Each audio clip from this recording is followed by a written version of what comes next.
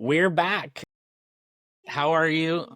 I'm well. I hope everyone out there in podcast land is well too. Welcome back. Welcome back. Awesome. So, in our last episode, we invited listeners to reflect on the beliefs that they're carrying. And this week, we're leaning into the next step, completion, and clearing space for what's next. Now, as the king of holding on, I feel like I need to start because I have a really hard time letting go.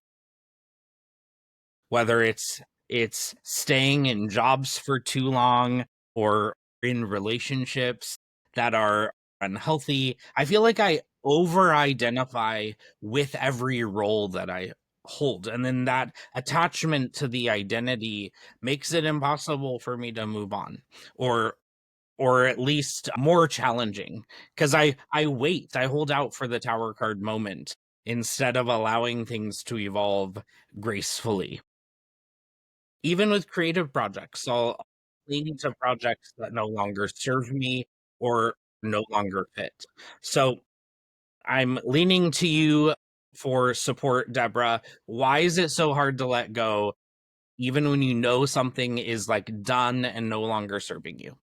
We develop an energetic connection to the things that we create or invest in. Jobs, relationships, creative projects, whether they worked out for ourselves or not. And I once heard this assessment of it is that what we're hanging on to is that the part of ourself that we invested in there, that energy that was invested in there, that, to leave it, it's like abandoning that or leaving it behind. Sometimes we have some regret of, oh, I put so much into this and, it didn't come out, it didn't work out.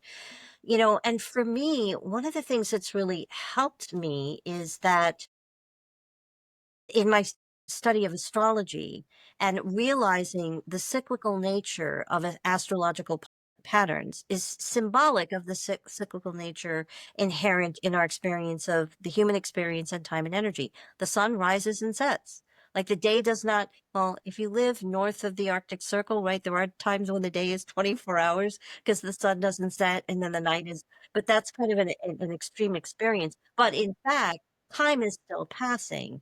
And it's a cyclical nature. If you live in the tropics, they say the seasons don't change, but that's actually not true. They have wet season and dry season. So there's a cyclical nature. Time is constantly moving. And we think of the process of growth and evolution as a lineal thing, as a thing. I outgrow this or, but everything it's cyclical. So things come back again for us to address again and to look at and heal. And what happens is sometimes when we're not ready to let go of something, we're just not ready then. But we can come back and revisit it and at a deeper time. So that cyclical, that cycle nature, that spiral nature of experiencing memories and healing allows us to go as deep as we have the capacity to at that time. And then the next time around, go a bit deeper and a bit deeper. And there's a kind of divine grace in that. And also, we, I think, as we evolve certain things that really mattered a great deal to us, then we, time, invest our energy into something else. And then we can let go of things that are old. But the other thing that we speak of too, of like sometimes staying too long, like I think this is specifically in things dealing with material objects that have a very personal memory that it was given to you from someone. Or in a personal relationship, like hanging on to the personal relationship. I heard someone once said the reason that we hang on to certain relationships long past their due time is that there's some aspect of that relationship of who we were that we're not quite ready to let go of. Or there's some aspect of like when you first met and connected, we laughed together, we don't laugh anymore. And we don't realize the that hanging on to that past self is not allowing us to grow and evolve, but we don't want to abandon ourselves. Like it's almost like the psychological thing. If I walk away from this relationship, I'm leaving the part of me that's invested in this relationship stuck in that relationship. It's this kind of weird concept, but it goes back to what when I was talking about the therapy of the internal family systems of like breaking that off. And it's like so sometimes the healing process is we have to go back and we have to reclaim ourselves. We have to salvage some aspect of themselves. So for me, it was understanding, astrology helped me to understand that everything is cyclical in nature, that tides ebb and flow, our experiences, we grow and evolve and change, and that it is okay to kind of spiral back. And if we come back to something and think, I thought I dealt with that. Okay, but now we're dealing with it in a different situation, or there's something else that maybe I know myself a little bit better, or I recognize we just talked in the last episode about ancestral lineage. Oh, this may not only just be me, this pattern that I'm healing in myself, it may have to do with ancestral patterns that is connected to other people. So it's that idea of saying it's okay to to come back around and revisit that. It doesn't mean we didn't do a good enough time. Didn't address it well enough or go deep enough in the previous cycle. It's just understanding that each time we go through, we aren't the same person each time we come back in this cycle. We've grown, we've evolved, and now we can heal it from this perspective. And it's understanding how multidimensional we are in this moment right now. You there where you are, me here where I am. We're in this moment now. But our past selves and our future selves are also all existing with us at the same time. And all of the people who come after us, all the people who came before us. So it's this multidimensional experience. And it could be, someone once said, it could be that maybe you can't make that change. It could be not just the past, it could be some aspect of your future self that is not quite ready for that change to happen because everything we do in this moment is going to affect the dynamics down the future. That was a little sort of like quantum physics, like sort of cosmic rabbit hole for me to go down, but I'm like, oh, wait, my future self might need me to wait before I make this change. That's it. But all we can deal with really in the moment is who we are right now. Well, I really love that profound statement because even if it's really quantum physicsy or metaphysical, it reminds us that all we have is this present moment. And when we heal our present self, we're also tending to our future and past selves. And that to me is really magical. So Mhm. thank you for that insight. One thing that I love is to really reflect on how our journey is not about perfection, but it's about progress. And that reminds me as I'm navigating this human journey that it's really about the little steps and that each release makes more room for light. So I try to tackle things one step at a time and one moment at a time instead of trying to complete the whole puzzle all at once in one full swoop. And I like to think of it as spiritualizing the mundane. So whether whether it's choosing what I'm going to eat today or deciding to tidy up my desk drawer or my inbox or sending an email I've been procrastinating. I feel like every one of those mundane tasks is a spiritual invitation, and we can choose in those moments to to connect with our highest self and the self that we're looking to become. Just to interrupt you for just a real quick second, a really interesting piece of that is as you're doing these mundane tasks, like for me, folding laundry or, unpacking the groceries, to teach yourself to just pause periodically and say, what am I thinking? What am I feeling? What am I saying? Like, am I in this moment? I had a meditation teacher who said, when you unpack the groceries, just unpack the groceries. And I'm like, what do you mean? What do you think I'm doing? Like, I'm not, but no, focus on. And they actually invited me and said, "Say, I'm taking the orange juice out of the bag and I'm setting it on the shelf here because I like it fits here. This is a perfect spot for my orange juice." Really being present, and that seems sort of silly, but to that adds this dimension of for something to be spiritual simply means that you're fully present in it. So in that mundane, sort of experience of, as you're tidying up the desk drawer, really being mindful because your mind is probably thinking about the next thing I'm going to do and the next thing I'm going to do. And we're never really in that present moment. Critique my sister about this all the time because she's never present. And I'm like, chop wood, carry water, chop wood, carry water. And I'm like shouting at her. There was one day she was multitasking and she was making popcorn as one of her many tasks. And she burnt the popcorn because she was doing laundry at the same time. And I said, please be present in making the popcorn. And she started a second round of popcorn. And she burnt that popcorn too because she forgot about it on the stove as she was buzzing around the house. And it sounds so silly to just be fully present in washing the dishes or taking out the trash.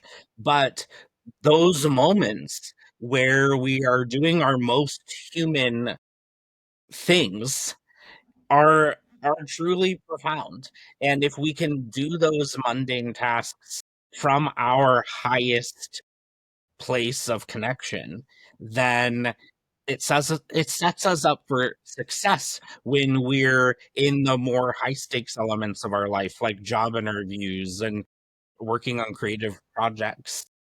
We are literally in through washing the dishes or folding the laundry, aligning with or making manifest our dreams and our hopes and our prayers and aligning with those We're manifestations. also affirming for ourselves that we have the capacity and the ability to complete a task from start to finish, which, we're like, you don't like in the middle of like folding the laundry go, oh, I don't, it's like you might get interrupted, but it's not like we're like sometimes you'll be working on it. Sometimes you need to take a break when you're working on a project, right? But or you put off doing something, you might look at the folding the laundry. I've picked this as an example of putting towels away. It's like I don't have time to do it right now, but it's not like you're avoiding it. Whereas I really need to sit down and write this email to send to someone, and we're avoiding it for different reasons. But when we are present and aware of the fact that I can start a task that's not necessarily of great interest or the most important thing for me or something I really want to do, if we remind ourselves that we have the capacity to like start and finish a task and look, and also like I'm using the folding the laundry because I love when I fold the towels and I put them in and they're all in the linen closet and they're all in a certain like it's all in there and I just stand there and I look at it. It's organized. And if that's the only organized accomplishment that happens that day, I'm like, I did the linen closet today. But that feeling of satisfaction of completing something is that helps to remind our mind and body that we can do this and this is what it feels like. So when we sit down to do something or tackle another more complicated project, we have something to draw on. We have an experience to draw on.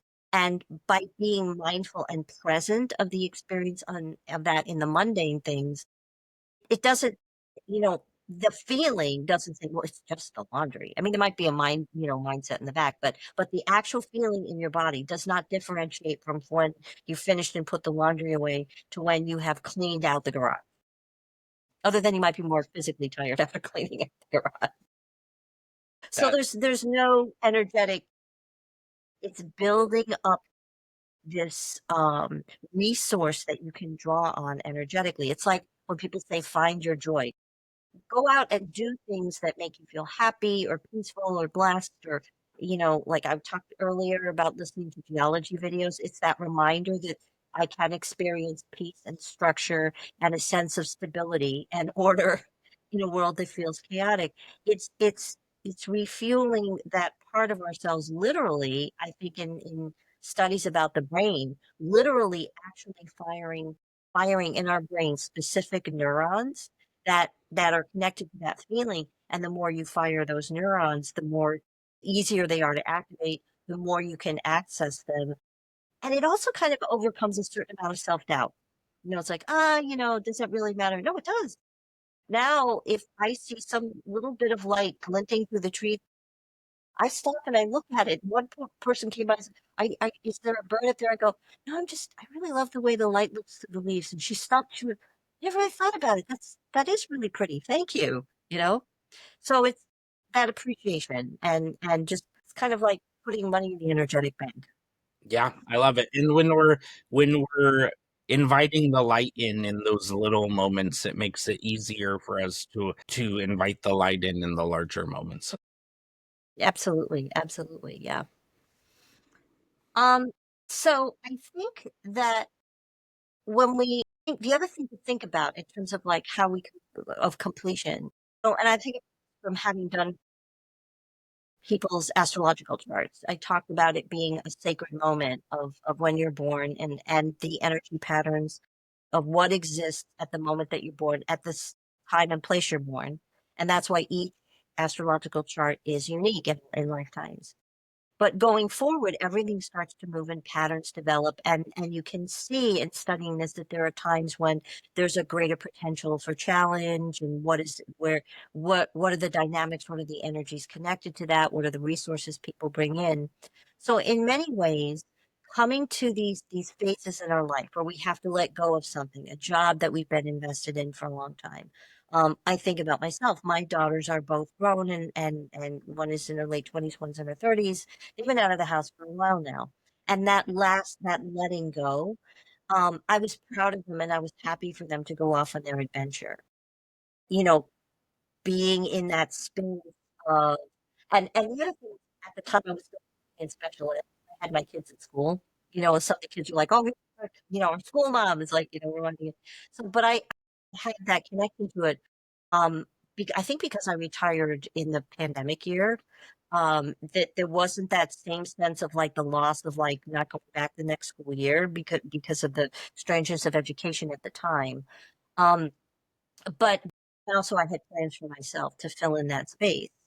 But when we come to the completion of some stage in our life, where there's a completion of like when you finish your deck, your amazing, beautiful angel party tarot deck, or I create a project and I finish it, or even just when I record one of my energy checkpoint videos for the day. Sometimes I'll sit there. The other day I was trying to record it, and airplanes kept flying over, and finally it stopped. And I'm like, okay, and I almost got to the end, and I was sitting in a little Japanese garden, and a guy fired up a leaf blower, and I'm like, I'm like, right at the end of this, like, but whether there is that sense of feeling of completion, that sense of completion and taking on a challenge is part of our spiritual path. These phases where we have big things, big challenges, we may have contracted in soul contracts to have a challenging relationship, might be part of a soul contract, something for us to grow and learn from, something for the other person to grow and learn from, and when it's time for us to let go, and we finally do say, okay, I'm going to bring this to completion, whether it's a difficult challenge or an exciting challenge, bring it to completion. But then sometimes we still sort of hang on to it because we're like, there was so much invested in it. We don't, but when we finally complete it, and then we really let it go, we say, okay, I'm ready, really to move on to the next thing. Then what that is like a level of a spiritual initiation. Each of these challenges that we take on, and in an astrological chart, there's actually key points where you can see you don't always know exactly what it's going to be. You can have an idea of the nature. And I honestly believe we go on this life path, we reach these key points, we make certain decisions, and based on the decision at that point, there may be three or four, maybe five different timelines going forward from that point. Based on the decisions that we make, that determines which timeline. And as we move forward, now instead of five timelines, there's three, and then there's two, and then there's just the one timeline to move forward. And so when we meet the next challenge, that challenge is going to manifest slightly differently depending on the timelines, that what choices that we've already made. But all of that process of taking on the challenge, bringing it to completion, making the decisions of how to move forward, it's all a kind of spiritual initiation, like digging deeper, using our spiritual gifts. It's all a part of our spiritual growth and evolution. And it's always felt to me, and interesting, it's not always in my life the biggest of the challenges. Sometimes it's just been smaller challenges. of, overcoming something small, or just making a decision to do something that may not seem so big to other people, but internally for me, it's a big thing to do. And people talk about my decision to drive across the country when I decided to see if I wanted to live on the West Coast in the Portland, Oregon area where my oldest daughter is. And the people like, you got in your car and you drove across the country. And I go, yeah.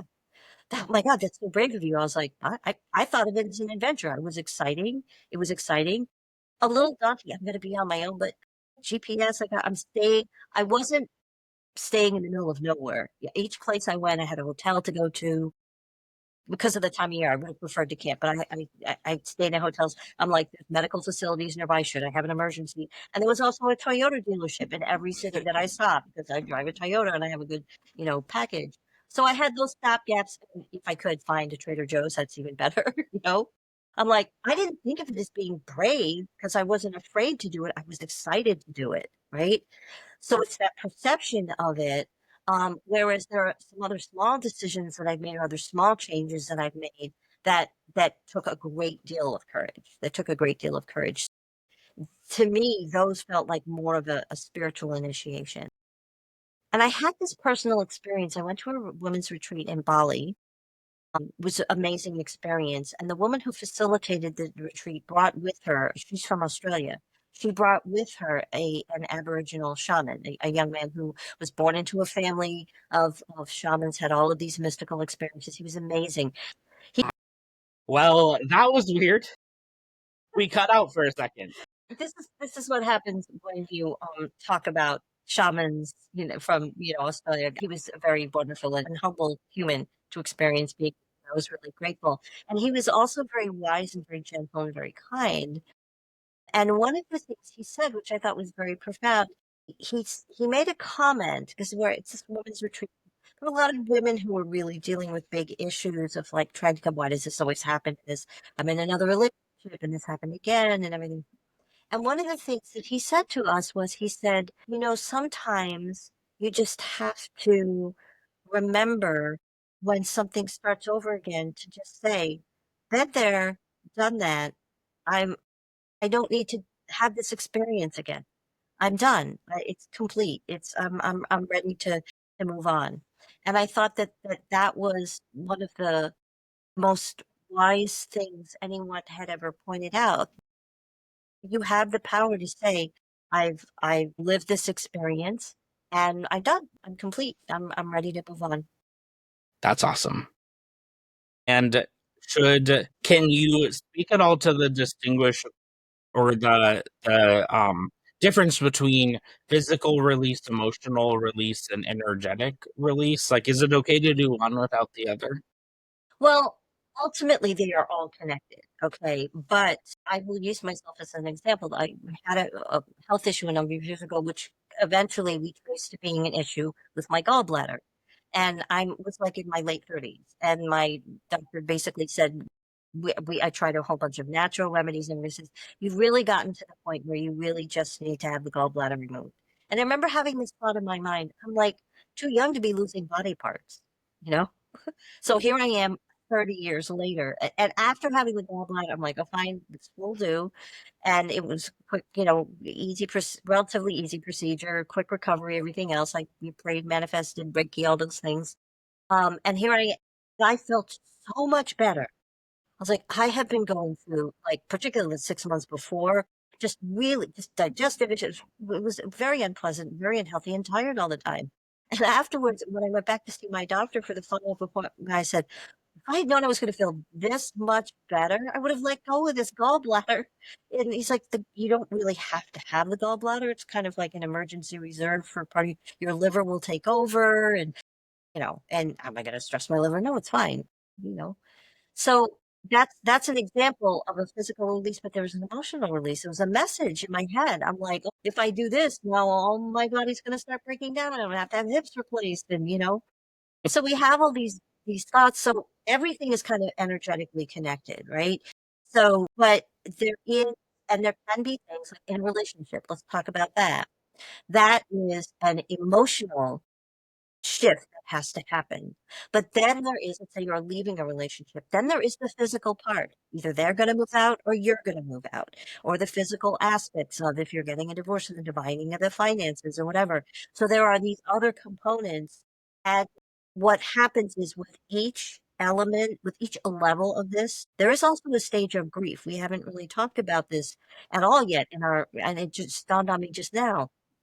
When we let go of and release things, there's a bit of grieving.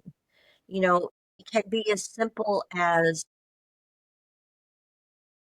say, a favorite glass of yours breaks, and every time now for a while you're going to go to the cabinet, you're going to, I wish I had my glass.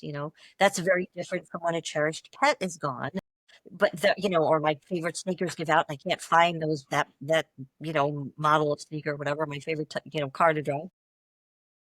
But there is a grieving process. There is a process of letting go because there's an attachment to it. And when that relationship is gone, or that physical aspect is gone, or that job is no longer there, then there, or even that emotional pattern. You wouldn't think you would be emotionally attached. You wouldn't think that you would grieve letting go of patterns that have been unhelpful to you, right? But there is a grieving process of letting go of that. And it's in changing, even though we are growing and evolving into perhaps a more dynamic and holistic expression of ourselves, if we've come through difficult times, there is some grieving of letting go of that person, that of who we were. And again, in therapy, it's been very helpful to understand we're not really leaving them behind. We're carrying them with us, but that part of ourselves or who we were, but in a way that it no longer obstructs our ability to move forward. But I think it's important to acknowledge that grieving and acknowledging those feelings of grief is a very important part of completing and releasing as well. That makes sense. So I'm now going to invite our audience to ask themselves this question: what's unfinished in your life? Not just in your outer world, but in your heart. And what would it feel like if you lovingly complete it? Not just get over it, but you open space for what's next. So let this be your invitation to sacred release for everything that no longer serves the future that you're calling in. And our next episode, we're going to talk about creative vision and imagining the world that we want to create. That's going to be, I think, really uplifting and exciting episode for everyone. So stay tuned and we'll see you in the next episode. Bye.